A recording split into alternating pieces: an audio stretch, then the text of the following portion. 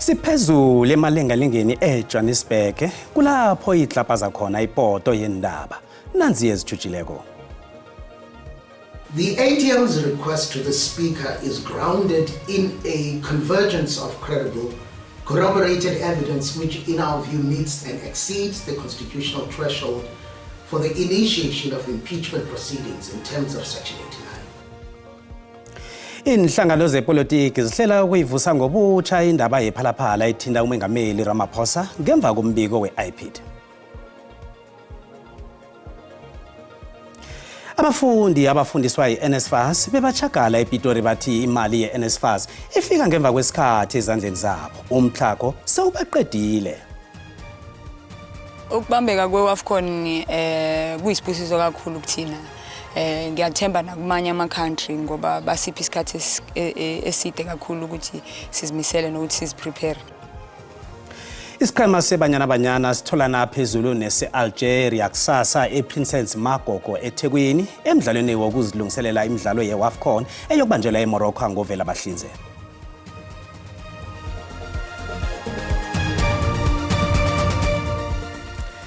Kibawa ningamukele emakhaya nginguCedric Mwepya ngiphethe indaba ezirhatshwa ngesindebele ku-SABC1 lotshani.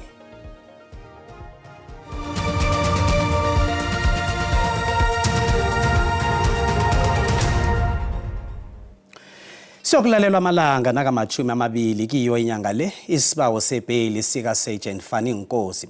Unkosi uvele ekhotho kamagistrata ePretoria North ubotshwe ekuthomeni kwenyanga.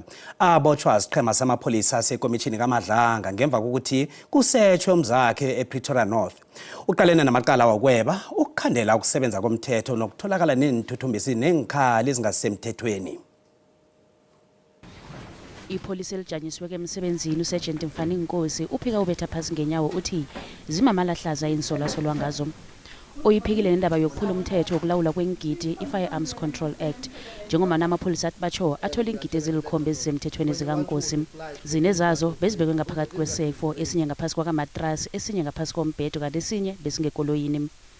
I deny that I have contravened the section 120 subsection 8A of the Firearms Control Act 60 of 2000, as all the firearms and ammunition that was in my possession was in the safe, which is mounted in the wall for safekeeping. Unkosi uthi insolo zokuthi ulisane nesandla somthetho zimamala nazo. I deny in stronger terms that there were firearms that were found under a mattress, under the bed and in the motor vehicle, as all the firearms that were taken by the members of South African Police Services were all in the safe that is mounted in the wall of my house. Amapholisa athola amadoketa asithandathu amalungana nobulelesi obufaka hlangana ukudlelezelwa kwenkolo yezithuthi imali. I condemn that the state's case is weak and non-existent. Kodwa nanya nanginjalo umbuso ukandelela ukuthi uNkosi kube nalo ithuba lokubusela insetshenziswa zombuso lokhana kajanyiswe emsebenzini. Umbuso uveze nokuthi batsho uNkosi ufihla amadoketi kwakhe iminyaka eli-10 ukusilinga abaphenyi ubulelesi obusezingeni eliphezulu.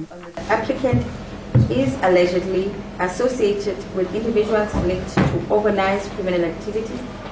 The information available suggests that the applicant is involved or associated with criminal networks who are allegedly involved in drug trafficking and cash in transit robberies. Unkosi utshela ikhotho ukuthi akababambela amavunda abalingani bakhe ngokomsebenzi abambophako. Isibawo sebheyili sithuluselela ka-20 inyanga le. Indoda esolwa ngokubulala ufakazi wekomitshini kaMadlanga uMarius van der Merwe isesesitokisini njengoba kusalindelwe isibawo sayo sebheyili ngelesihlanu iveke ezako. Umathi Phandile Sotheni uvele kafitshazana ekhotho kamagistrata weBrakpan lapho ayebekajanyelwe khona ligqwetha lakhe litsha. Loyo ekhabe alipholisa likamasipalata wekuruleni wadunyuzwa ngaphandle komzakhe eBrakpan phambi komndeni wakhe ngoNobayeni ngomnyaka ophelileko. Umbuso uthi batsho uSotheni wahlela nabanye ukubulala uMarius van der Merwe. Nakutshutshiswako kuvele bona uSotheni khabangazana ubuso nobuso nomufi ngesikhathi adunyuzwa. uSotheni osela negcwethe litsha mva nje phambilini waphika wathinritha bona wala eligcwetha lakhe laphambilini uEric Braya bona amjamele. On the previous occasion there was also an altercation where client indicated that he had not instructed him, but be that as it may, he's on record. We do have communication that he requests to be excused. I've handed up to court a power of attorney that confirms that the intention of the accused before court is to have a different legal representative. On that premise, Your Worship, I will ask the court to accept his withdrawal in absentia. Phambilini nakavele khotho uSotheni wathi uyahwayela ngokubulala uFan Merwe kodwa ekutshutshiseni kwakhe uhlotshaniswa nekoloyi yafika beyakhamba ekhaya likamufi ngaphambi nangemva kwesehlakalo sokudumuza. The state will make available the statement that the accused made to the police and something else. And the charge sheet, yes, and also the copy of the charge sheet to the defense. uSotheni usola nangicala lokuphatha isigidi esingasemthethweni nokuphatha inkule ngokungemthetho. Indaba le idluliselwe ekhotho esiphande ukufaka isibawo sebhayili. Indaba yephalaphala ethinta umengameli uCyril Ramaphosa ibuyile godu. Inhlangano zepolitiki zihlele ukuyivusa eParliament. Ihlangano iAfrican Transformation Movement ibhalele uSpeaker weParliament uThoko Didiza incwadi ifuna ukubuyisela ihlelo lokususa umengameli esikhundleni sakhe. Lokho kulandela ukukhutshwa kombiko weziko elitsheje ukuziphatha kwamapholisi iPID othinta amapholisi amakhulu amabili ngensolo zezenzo eziphambukileko ezihlobana nendaba le. I-ATM ithi okuqulathwe kwingxelo ye-IPD yakutshanje kudityaniswa nobungqina bangaphambili kuyafikelela kokudingwa ngumgaqo-siseko ukuze kuchithwe umongameli. The ATM's request to the Speaker is grounded in a convergence of credible, corroborated evidence which in our view meets and exceeds the constitutional threshold for the initiation of impeachment proceedings in terms of Section 89. Untshona ukwathi okufunyeniswe ye-IPD kugqamisa nangakumbi obekusoloko kuthethwa ngaphambili nasisigqibo esizimeleyo seParlamente ze kuphinde kuchaswe nabubungqina obufungelweyo obusondeza umongameli buqu ngendlela wasingathwa ngayo umba wasephalaphala. Kodwa ke ngoku iofisi kasomlomo seliqinisekisile ukuba bawuphethe ngobulumko lomba. The Speaker of the National Assembly confirms receipt of the correspondence from the African Transformation Movement. She is currently applying her mind to its contents and will be guided by the Constitution, the rules of the National Assembly, and the established parliamentary processes in arriving at any decision.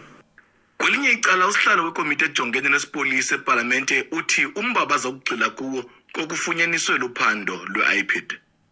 We will obviously follow up and call IPID and the South African Police Service to respond on the implementation of the disciplinary recommendations in the report. uCameron ukwaphakamisa inkxalabo malunga nomba wokungamiliselwa kweziphakamiso ze-IPID ze waphakamisa umbuzo wokuba inokuba bethu abaphandi baye bajamelana nezigrogriso nongumba athi kufuneka uphandiwe yiParlamente.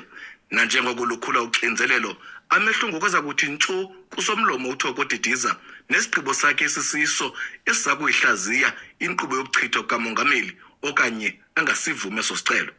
Kwindaba ze-SABC ndingumkhokeli bandla ndiseParlamente. Nasibuya entolo. Uma onganalitho uvumelekile ukuthi awisele naye athokozelwe naye ngaphandle kokuthi sinyaze ukuthi mara komgede uzothola ini.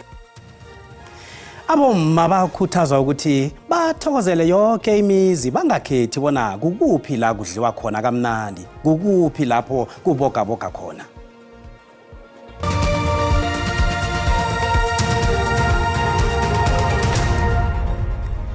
Zisekhona indaba mbukeli siyakwamukela nawuqeda ukungena. Kazi indabezi ziyatholakala ku YouTube, SABC Plus, TikTok, X na ku Facebook. Asirage nazo.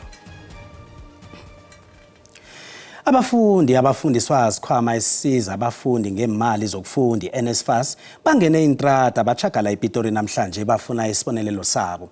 Abafundi ababe badoswa phambili liphiko lelutsha le-EFF banikele ngencwadi yemfuno zabo eyala umnyango wezefundo ephakemeko ne-NSFAS bona babuyekeze indlela yokunikela abafundi imbonelelo ze-NSFAS kuma-TVET colleges.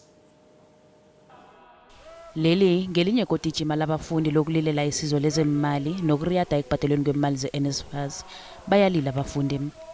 Ufocusa kanjani eklasini ungakadli sisi uyangizwisisa so affecta ngomningi bethu vele ngoba ukuze si-apply i-NSFAS it shows ukuthi asinayo imali leyo yokuthi size la that is why si-apply i-NSFAS. babamba umchakalo ngaphandle kwama-ofisi womnyango wefundo ephakemeko netwasiso ngaphambi kokunikela ngencwadi yenililo. Our immediate demand is that since the NSFAS is going to release the living allowances to the other students, they must make sure or they include other students as well. Umnyango lo uthembise ukuzibekela phambili inililo zabo. We note the inconvenience that the students have experienced, particularly in respect of your well-being. I mean, you are using these allowances to travel on a daily basis to your campuses. But not only that, we are also noting the impact that it has got on your studies. And so we are taking this particular matter seriously. Abafundi baphendule ngalesindlela. They are leaving us in our rooms to faint because of hunger. That's why we're here, mainly to say that our allowances must be released today. We are not living here without demand because we've been here from the 6th of January. Amapolisa sawagadela ama-ofisi womnyango wezifundo kanti ngahlanye abafundi bathi ivekele ingapheli kunganatla. Umnyaka lo umnyaka wengoma esichabeni samandebele wakwanzunza. Abomma bebabuthene King Nyabela Hall ekwakuyiparliament yakade ngakwamhlanga eMpumalanga bazokukhalimana babonisane ngendima yabomma ngesikhathi sesiko labo baba. Balisho ngokwabo igama lokuthi bayayihlonipha ingoma nokuthi bayazi ukuthi ingoma ngeyabo baba. Kwaphela nje kwasabona kufuze bakhalimane nakunalapho bakhambe bachapha khona. Kungekokuthoma kuba nembizo yabomma ngesikhathi sokubhincelwa kwesiko labo baba solo amandebele athoma ukuyisela ingoma. Siyathoba kuba nomhlangano nje. Vele lasibuyele emakhaya kukhona bazokuthi asizuyenza thina into leyo. Angisho mara ilaba bazoyenza kuzodina kubonakele ukuthi hayi man indlela kungiyo nasi. Imbizo le kuhloswe ngayo ukukhalima ngezenzo ezibonakele emahlandleni wengoma ezidluleko zabantazana bangakendi abagida igwabo nokuhlobisa nakugodu kwako. Amasokana asikinyiswa emsemeni ahlaliswe entulweni. Ekhaya yenza idecoration mara wazi ukuthi izinto zesiko ungazithinda. Abantu abahlala emsemeni abahlala emsemeni. Isiko lengoma lifuna umndeni, umphakathi nesitjhaba kubanjiswali ukubana likhanjiswe ngefanelo begodu lidlule ngempumelelo. Emahlandleni adluleko kube nenililo ezivelako ngezenzo zabomma okubonakele ukuchugulula ikambiso eyaziwako yokuphetha isiko labantwana abagambe nabo baba ngehlonipho. Abomma balile ngokuthi izenzo ezichugulula isiko zifaka igandelelo phezu kwemindeni ehlokako. Inkhambeli zomhlangano nazo ziphoselele ubotlana. Uma onganalitho uvumelekile ukuthi awisele naye athokozelwe naye ngaphandle kokuthi sinyaze ukuthi mara komgede uzothola ini. Omakoti abasha asikhalimaneni. Umuzi uyahlonitshwa. Bomakoti ungathi nawuthethweko ufakwe emzini uthi ngokwami la awunamuzi. Umuzi ngwakashoshova nakho.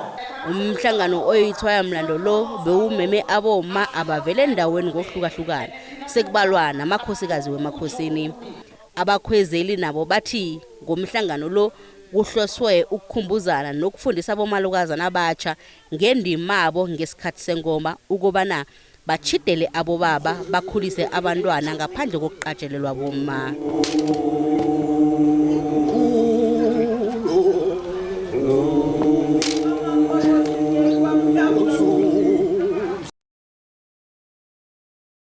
Kuvele ikhampani yabasiselule isandla sokuthenga imayini eyavalwa ko-Ilili Mines eLows Creek embombela eMpumalanga.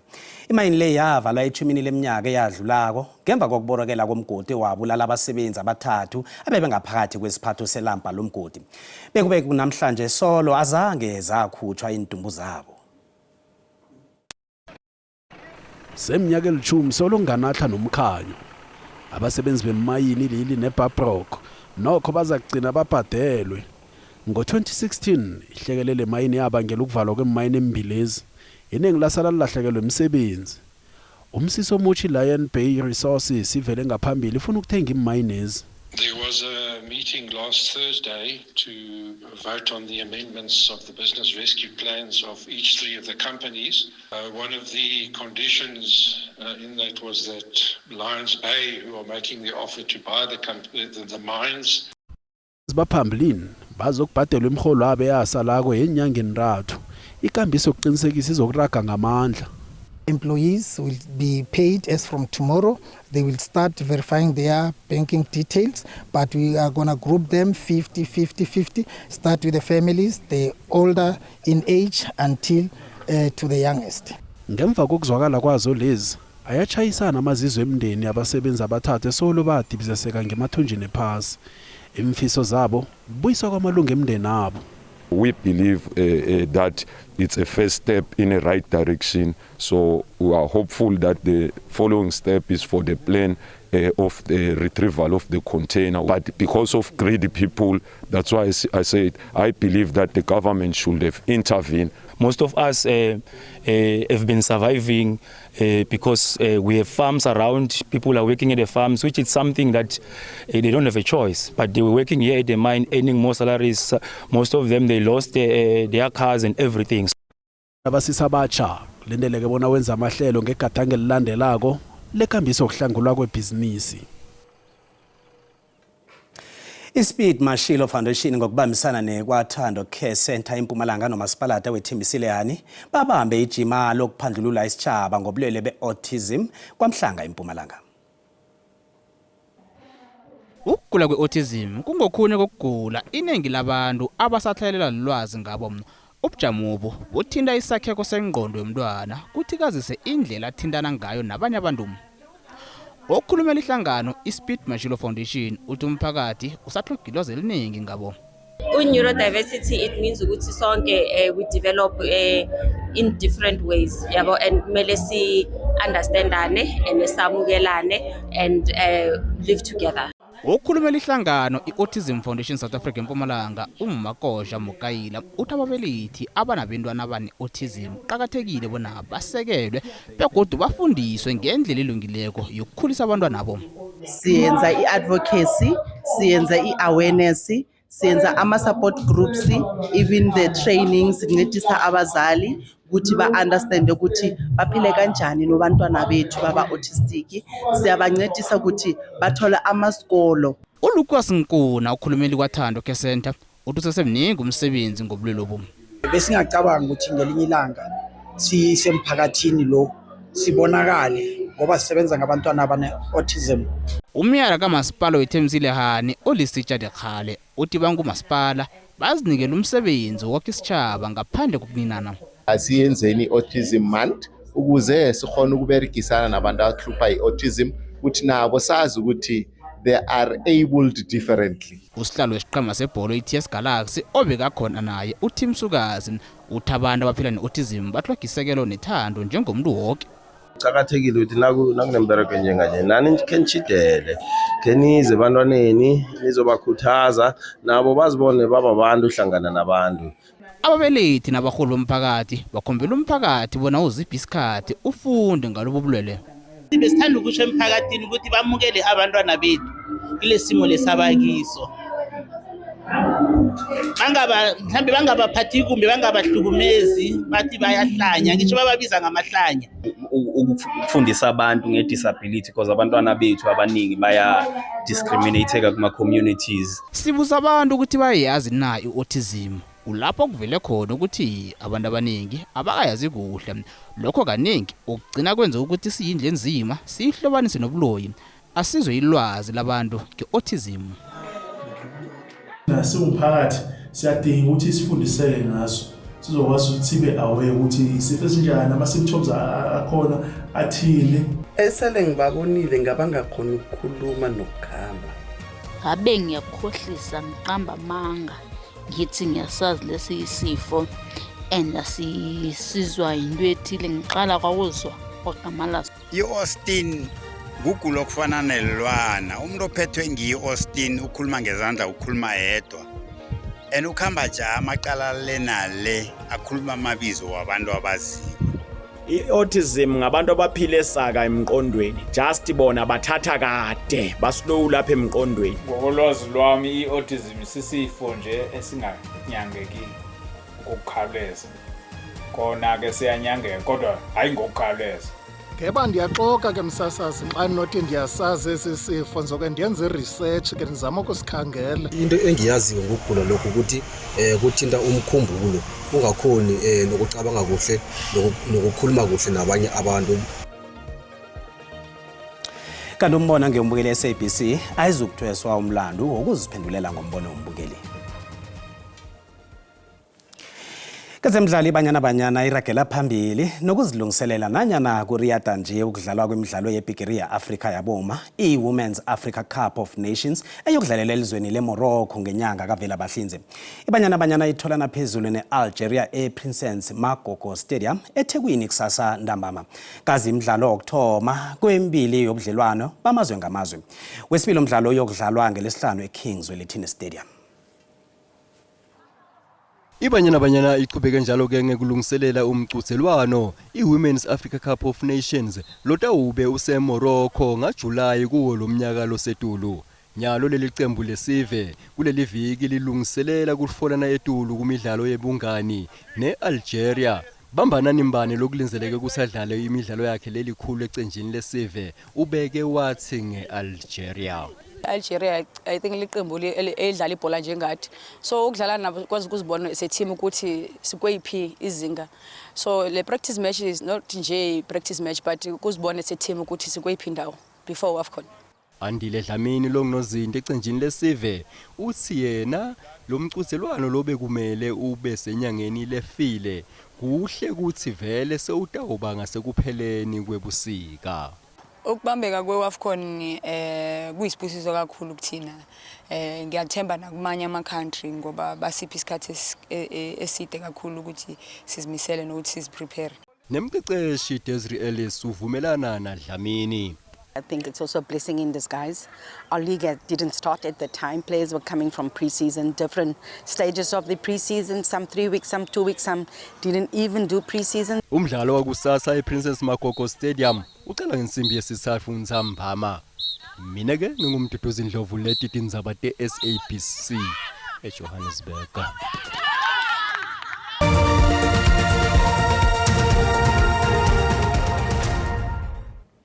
Lochani ngomvulo ekhaya selikhela wathela ke ngapha ngeGauteng ngakhe sicale ukuthi kezinye indawo kunjani silithola lapha ke nge80% endaweni zangaleke ngeNorthwest eFreystata esifundeni saKwaZulu Natal kanti ke nangale ngeMpumalanga ukuthi ngale ngeLimpopo silithole izulu ngethuba le30% siyocala ukuthi kusasa abanjani amathuba wezulu i80% le ingaleke ngeFreystata kwaphela ukuthi ke kezinye indawo lezo zibonako nangale ngaKwaZulu Natal neMpumalanga nge60%. Sithole lapha ke isilemukiso esivela kwaSouth African Weather Services ukusuka ngale Mahikeng ePitori kanti ke boRichards Bay eDurban nangale ngeBloemfontein sithola lapha ke imjijo eduma kumbi nakusasa pheze kusesenjalo imjijo eduma kumbi le yakhulukhulu esifundeni sangapha ke ngeFreystata nangale ke ngesifundeni sangaKwaZulu Natal. Sicela amazinga okuchisa ke ukuthi kusasa ngajame njani sithoma ngapha ngeGauteng ePitori Pholile nge23 nangemva kwamadina neBroncosparade Springs eJohannesburg nge20 neCarltonville siyalapha esifundeni sangale ngeLimpopo sibona khona ke lapha eMusina eliphalale nePhalaburu zishisa nge31 iZanini nge30